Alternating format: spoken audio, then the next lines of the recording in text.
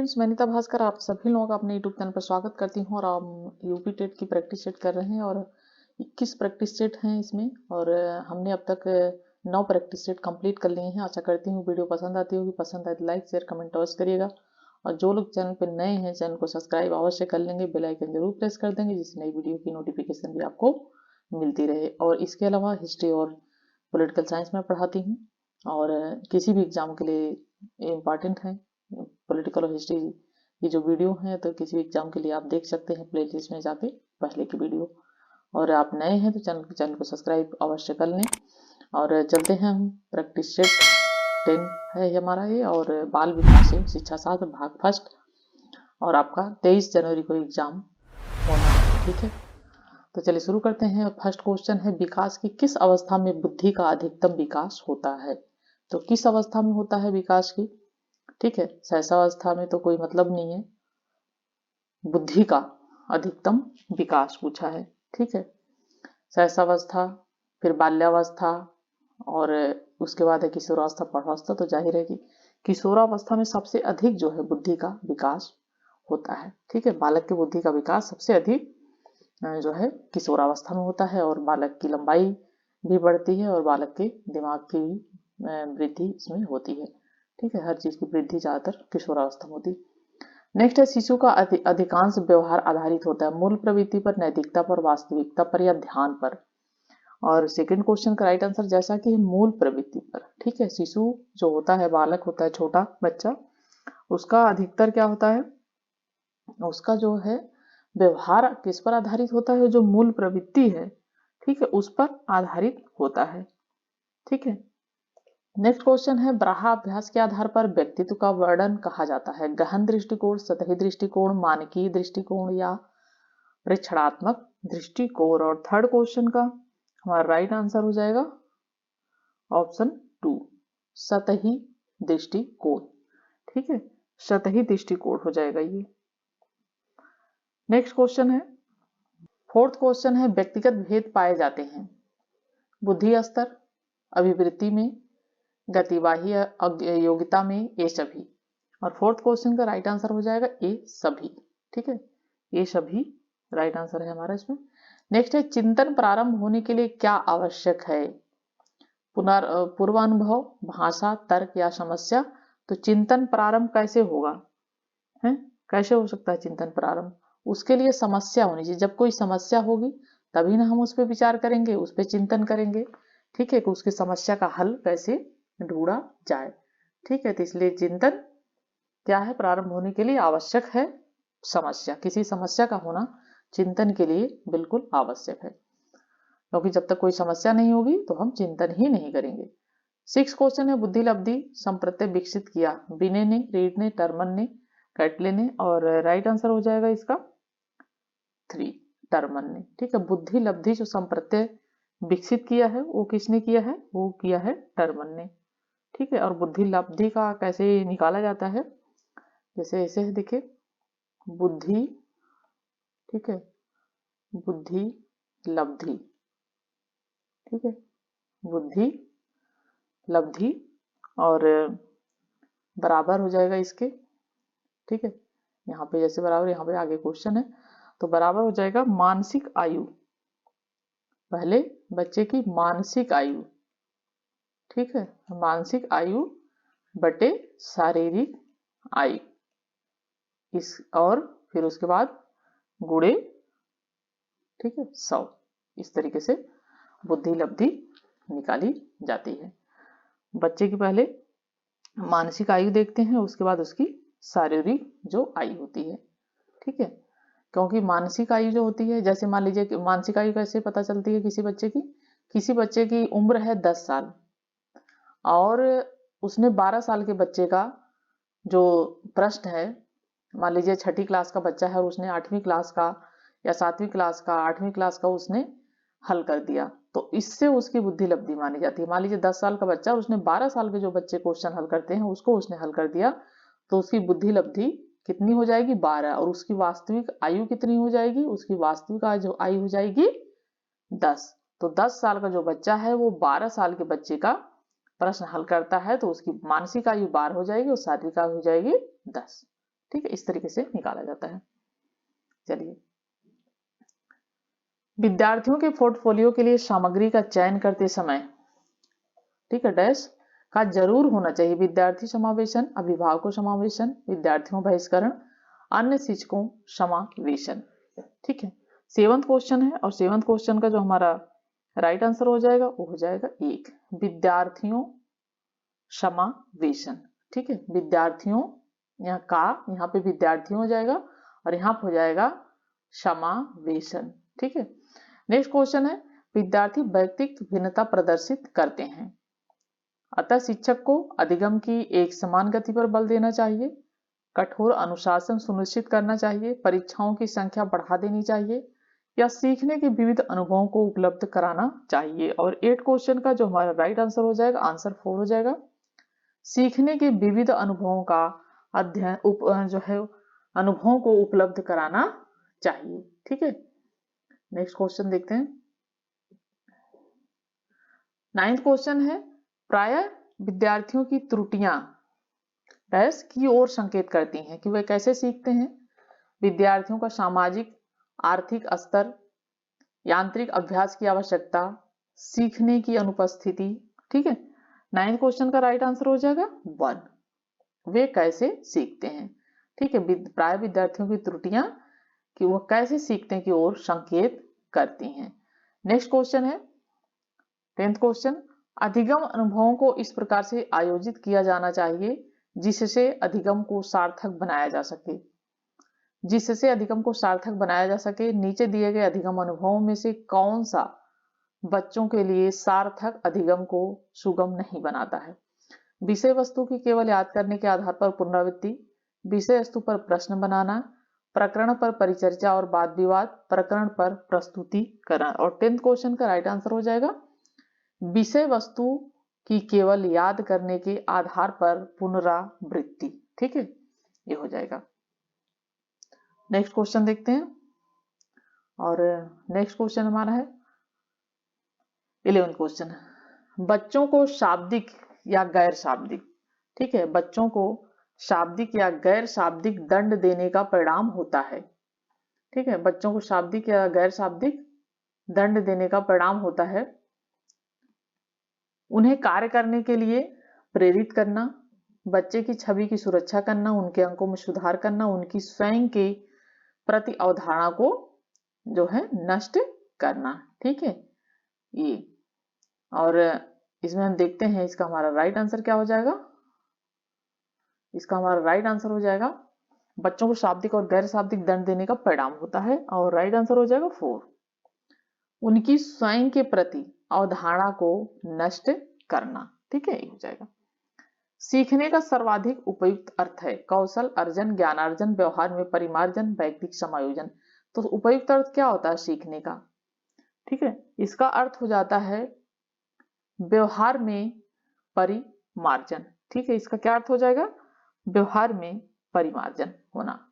ठीक है, अगर व्यवहार में परिवर्तन हो रहा है तो इसका मतलब है कि बच्चा सीख रहा है। ठीक है, इसका बच्चा सीख रहा है और उसका व्यवहार परिवर्तित हो रहा है, परिमार्जित हो रहा है, तो उसका मतलब सीखने का उपयुक्त अर्थ है। वाणी दोष नहीं है, ध्वनि परिवर्तित और अस्पष्ट उच्चारण, धीमी या तेज गति से बोलना, हकलाना और तुतलाना, तीव्र अस्पष्ट वाणी। 13 क्वेश्चन का राइट आंसर क्या है? 2 हो जाएगा, धीमी या तेज गति से बोलना वाणी दोष नहीं है। इसको वाणी दोष नहीं मानेंगे अगर कोई धीमे बोल रहा है या कोई तेज बोल रहा है। अगर वो क्लियर बोल रहा है, साफ बोल रहा है, हकला नहीं रहा, तुतला नहीं रहा है, ठीक है, तो उसका वो दोष नहीं माना जाएगा। ठीक है, या अस्पष्ट किसी शब्द का उच्चारण नहीं कर रहा है, ठीक है, कि अस्पष्ट उच्चारण नहीं है, तो इसका मतलब है कि उसमें वाणी दोष नहीं, धीमा और तेज गति का ये दोष नहीं माना जाता है। नेक्स्ट है, एक औसत बुद्धि वाला बच्चा यदि भाषा को पढ़ने और समझने में कठिनाई प्रदर्शित करता है तो यह संकेत देता है कि बच्चा का लक्षण प्रदर्शित कर डैश का लक्षण प्रदर्शित कर लेखन अक्षमता, डिस्ग्राफिया, ठीक है, गणितीय अक्षमता, डिस्कैलकुलिया, गति समन्वय अक्षमता, डिस्प्रैक्सिया, पठन अक्षमता, डिसलेक्सिया। और ये बड़ी इंपॉर्टेंट चीजें हैं, इसे जरूर आपको याद कर लेना चाहिए, क्योंकि ये एग्जाम में इसमें से जरूर एक क्वेश्चन हर साल पूछता है। ठीक है, तो सारा चीज आपको चारों इसको अच्छी तरीके से आप कर लें। और इसमें राइट आंसर क्या हो जाएगा 4, पठन क्षमता। यदि भाषा को पढ़ने और समझने में कठिनाई प्रदर्शित करता है तो क्या संकेत करता है कि बच्चे को कौन सी प्रॉब्लम है, डिसलेक्सिया की। ठीक है, यानी पठन अक्षमता। चलिए नेक्स्ट चलते हैं, नेक्स्ट क्वेश्चन देखते हैं। 15 क्वेश्चन है, थ फ च ध्वनियां हैं, स्वनिम रूपिम लेखिम शब्दिम। और 15 क्वेश्चन का जो राइट आंसर हो जाएगा वो हो जाएगा स्वनिम। नेक्स्ट है कक्षा में जेंडर रूढ़िवादिता से बचने के लिए एक शिक्षक को लड़कों को जोखिम उठाने और निर्भीक बनने के लिए प्रोत्साहित करना, लड़के लड़कियों को एक साथ पारस्परिक भूमिकाओं में रखना चाहिए। तीसरा है अच्छी लड़की अच्छा लड़का कहकर विद्यार्थियों के अच्छे कार्य की सराहना करनी चाहिए। और चौथा है कुश्ती में भाग लेने के लिए लड़कियों को निरुत्साहित करना चाहिए। और 16 क्वेश्चन का राइट आंसर हो जाएगा आंसर 2, लड़के लड़कियों को एक साथ अपारस्परिक भूमिकाओं में रखना चाहिए। जेंडर रूढ़िवादिता से बचने के लिए एक शिक्षक को साथ साथ रखना चाहिए। ठीक है, नेक्स्ट क्वेश्चन है शिक्षा का अधिकार। ठीक है, नेक्स्ट है शिक्षा का अधिकार अधिनियम 2009 में निर्दिष्ट किया गया है। कक्षा 1 से कक्षा 5 तक यदि प्रवेश दिए गए विद्यार्थियों की संख्या 200 से अधिक है तो विद्यार्थी और अध्यापक का आवश्यक अनुपात होगा 30, 40, 45, 50। कितना होगा? ठीक है, हमने कई बार इस क्वेश्चन को डिस्कस किया हुआ है और इसका हमारा राइट आंसर क्या हो जाएगा 30 होना चाहिए। 30 छात्रों पर एक शिक्षक होना अनिवार्य है। ठीक है, अधिनियम कौन सा अधिनियम है? शिक्षा का अधिकार अधिनियम 2009 के अनुसार। ठीक है, तो विद्यार्थी का अध्यापक अनुपात इतना होना चाहिए। नेक्स्ट क्वेश्चन है क्रियात्मक अनुसंधान के संबंध में निम्न में से कौन सा कथन सही नहीं है? यह अध्यापकों या शिक्षा व्यवसाय से जुड़े लोगों के द्वारा किया जाता है। दूसरा है यह किसी विशिष्ट समस्या के समाधान के लिए किया जाता है। तीसरा है अध्यापक स्तर पर निर्णय लेने के लिए सूचना संकलन का कार्य इसमें किया जाता है। चौथा है स्थानीय स्तर पर रोजमर्रा की समस्याओं के समाधान के लिए क्रियात्मक अनुसंधान किया जाता है। 18 क्वेश्चन का राइट आंसर क्या हो जाएगा? आंसर 3 हो जाएगा। व्यापक स्तर पर यानी बड़े पैमाने पर निर्णय लेने के लिए सूचना संकलन का कार्य इसमें किया जाता है। ठीक है, अनुसंधान के लिए क्रियात्मक अनुसंधान के संबंध में कौन का साधन नहीं है पूछा ये। ठीक है, नेक्स्ट है क्वेश्चन 19 क्वेश्चन बीजों का अंकुरण संकल्पना के शिक्षण में सबसे प्रभावी पद्धति है। विस्तृत व्याख्या करना, विद्यार्थियों द्वारा पौधे के बीज बोना और उसके अनुकरण के चरणों का अवलोकन करना, श्यामपट्ट पर चित्र बना वर्णन करना, बीज की वृद्धि के लिए चित्र दिखाना। 19 क्वेश्चन का राइट आंसर क्या हो जाएगा? ऑप्शन 2 हो जाएगा सही, क्योंकि विद्यार्थियों द्वारा अगर बीजों का अंकुरण करना है, बीज बोया जा रहा है और उसके अंकुरण के बारे में बताया जा रहा है कि बच्चों उसमें अंकुरण कैसे हो जाता है, अंकुर कैसे निकलते हैं, तो उसके लिए सिर्फ व्याख्या करने से काम नहीं चलेगा, ना ही श्यामपट्ट पर चित्र बनाने से काम चलेगा वर्णन करने, ना ही बीज की वृद्धि चित्र दिखाने से काम चलेगा। सबसे महत्वपूर्ण है कि उसके लिए पौधे के बीज बोना चाहिए और उसके अंकुरण जो चरण होते हैं उनको क्या करना चाहिए? उनको अवलोकन उनका करना चाहिए। ठीक है, 19 क्वेश्चन का राइट आंसर 2। चलिए 20 क्वेश्चन है जब बच्चा फेल होता है तो इसका तात्पर्य है कि बच्चा पढ़ाई के लिए योग्य नहीं है, बच्चे ने उत्तरों को सही तरीके से नहीं किया है, बच्चे को प्राइवेट ट्यूशन लेनी चाहिए थी, व्यवस्था फेल हुई। जब बच्चा फेल होता है तो इसका तात्पर्य क्या होता है? हैं? जब बच्चा फेल होता है तो इसका मतलब क्या होता है कि बच्चा पढ़ाई के लिए योग्य नहीं है, या बच्चे ने उत्तरों को सही तरीके से नहीं किया है, या बच्चे को प्राइवेट ट्यूशन लेनी चाहिए थी, व्यवस्था फेल हुई है। राइट आंसर क्या हो जाएगा कि व्यवस्था फेल हुई है, यानी अच्छी तरीके से व्यवस्थित तरीके से बच्चे को शिक्षा नहीं दी गई है, जिसकी वजह से बच्चा क्या हुआ है? वो फेल हो गया है। 21 क्वेश्चन है शिक्षण से अभिप्राय पर बल देने वाला परिवर्तन हो सकता है। परीक्षा परिणामों पर केंद्रित होकर बाल केंद्रित शिक्षा पद्धति अपनाकर रटने को प्रोत्साहित करके, या अग्र शिक्षण की तकनीक अपनाकर। और हमारा राइट आंसर क्या हो जाएगा?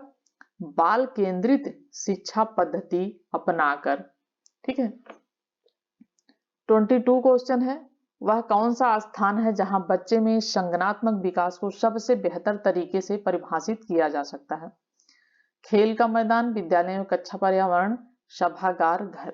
22 का हमारा राइट आंसर हो जाएगा विद्यालय एवं कक्षा पर्यावरण। वह कौन सा स्थान है जहां बच्चे में संज्ञानात्मक विकास को सबसे बेहतर तरीके से परिभाषित किया जा सकता है? तो विद्यालय और जो कक्षा का वातावरण है उसके द्वारा।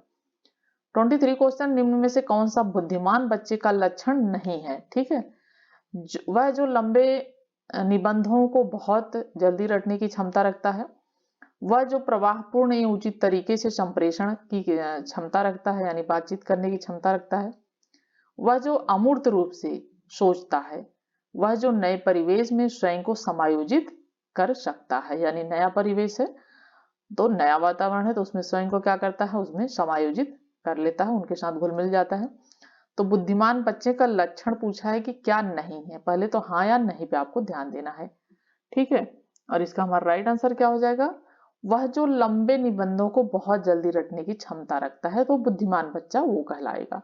लंबे निबंध लेकिन उसकी जो है बुद्धि लब्धि इतनी अधिक है और वो प्रतिभाशाली बच्चे की श्रेणी में आता है तो वो हो जाता है। ठीक है, तो उसको जल्दी रट लेता है बच्चा और इसको कहते हैं वह जो लंबे निबंध होते हैं उनको जल्दी रटने की क्षमता रखता है। 24 क्वेश्चन है, भारत के शैक्षिक इतिहास में किसने प्राथमिक शिक्षा का मौलिक अधिकार संबंधी बिल धारा सभा इंपीरियल काउंसिल में प्रस्तुत किया था? कपिल सिब्बल, जवाहरलाल नेहरू, गोपाल कृष्ण गोखले, अबुल कलाम आजाद।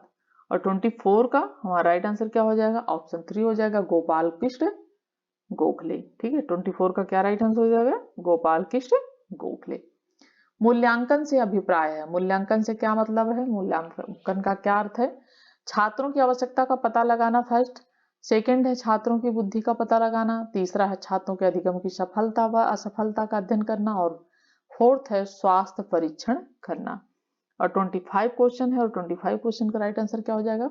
छात्रों के अधिगम की सफलता व असफलता का अध्ययन करना, यानी उनका अधिगम कैसा रहा, वो कितना सफल हुए हैं अपने लक्ष्य को प्राप्त करने के लिए। ठीक है, ये होता है मूल्यांकन से इसका मतलब, यानी वो कितना सफल हुए हैं कितना असफल हुए हैं, मूल्यांकन से इसका तात्पर्य है। बेसिक शिक्षा हेतु, नेक्स्ट क्वेश्चन है, बेसिक शिक्षा हेतु महात्मा गांधी ने किस पाठ्यक्रम पर बल दिया है?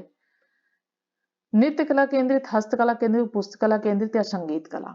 ठीक है, केंद्रित। और हमारा राइट आंसर क्या हो जाएगा? हस्तकला। ठीक है, गांधी जी ने बेसिक शिक्षा हेतु, ठीक है, महात्मा गांधी ने किस पाठ्यक्रम पर बल दिया? हस्तकला यानी हाथ की कला केंद्रित, हस्तकला केंद्रित पर इन्होंने बल दिया है। 27 एक शिक्षक कक्षा के कार्य को एकत्र करता है और उन्हें पढ़ता है और उसके बाद योजना बनाता है और अपने अगले पाठ को विद्यार्थियों की आवश्यकताओं को पूरा करने के लिए समायोजित करता है।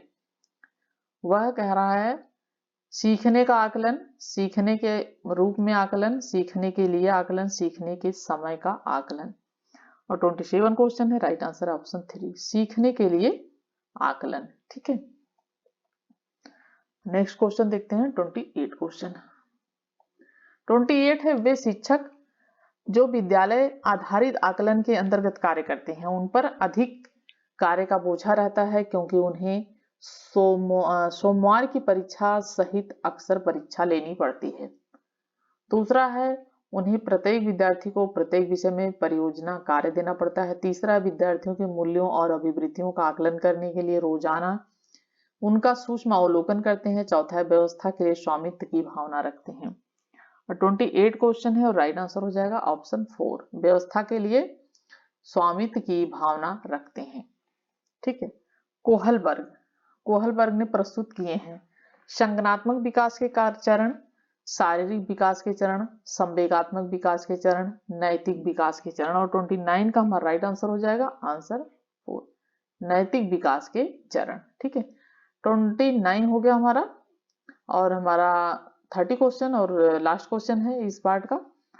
तो निम्नलिखित में से कौन सी स्थिति बाल केंद्रित कक्षा कक्ष को प्रदर्शित कर रही है? पहला है एक कक्षा जिसमें शिक्षिका नोट लिखा देती है और विद्यार्थियों से उन्हें याद करने को कहा जाता है। दूसरा है एक कक्षा जिसमें पाठ्य पुस्तक एकमात्र संसाधन होता है जिसका संदर्भ शिक्षिका होती है।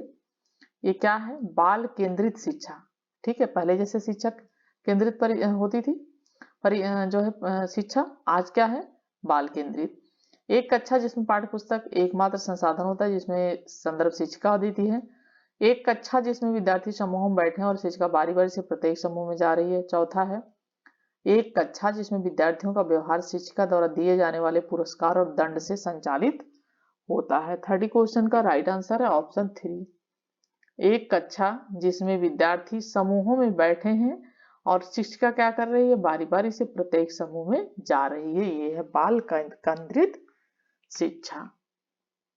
और 30 क्वेश्चन कंप्लीट होते हैं। आशा करती हूँ वीडियो पसंद आई होगी। पसंद आए तो लाइक शेयर कमेंट अवश्य करिएगा। Thank you for watching video.